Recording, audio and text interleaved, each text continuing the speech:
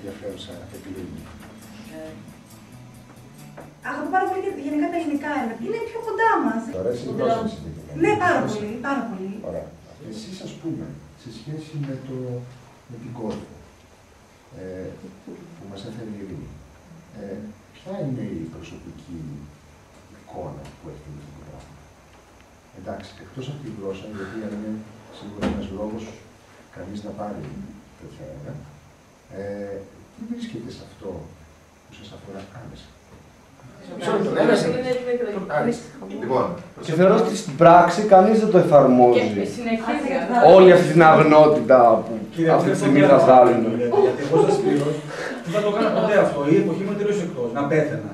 Να έπαιρνα δηλητήριο για μια αγάπη. Θα πέθαινε για αυτή που αγαπάει.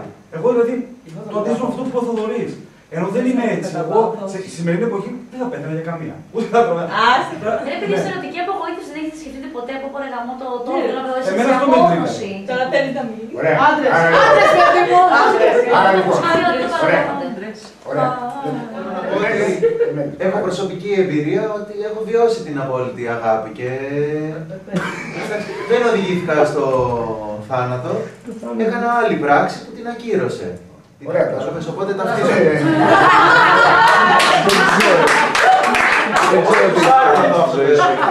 Μ' αρέσει πολύ. Αυτό που λέει ο Θοδωρής είναι πολύ σημαντικό. Εγώ που ζω σήμερα, που ζω τον 21ο αιώνα, ξέρεις τώρα το ιδανικό μοιάζει και λίγο, δηλαδή κάτσε, εδώ γίνανε δύο παγκόσμιοι πόλεμοι για ιδανικά, εδώ έπεσε, πώς το λένε, έγινε το Auschwitz για ιδανικά, εδώ συνέβησαν ένα άντε στο διάλογο και τα ιδανικά και τα όλα, αυτά τα πράγματα πέρα. Οπότε μπορεί να είναι και ένας λόγος. Ίσως όχι να έχω τα ίδια ιδανικά, αλλά ίσως να βρω άλλα. Τα οποία δεν σημαίνει ότι είναι ούτε καλά, ότι πρέπει να αγαπήσω κάποιον ή δεν ξέρω εγώ να παντρευτώ. Αλλά μπορεί να ψάξω πραγματικά να αναμετρηθώ με αυτό το θέμα. Γιατί αυτό που είπε τώρα ο Θοδωρής είναι καθαρά σε επίπεδο θέματος. Ιδανικά. Τι θα πει αυτό? Σήμερα, τι υπάρχει κάτι για το οποίο ας πούμε θα μπορούσα να πεθάνω? Δεν υπάρχει.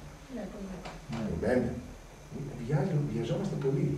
Ξέρετε, το τσεπάκι και στην καρέκλα είναι εύκολο να απαντάς. Πολύ. Πολύ εύκολο.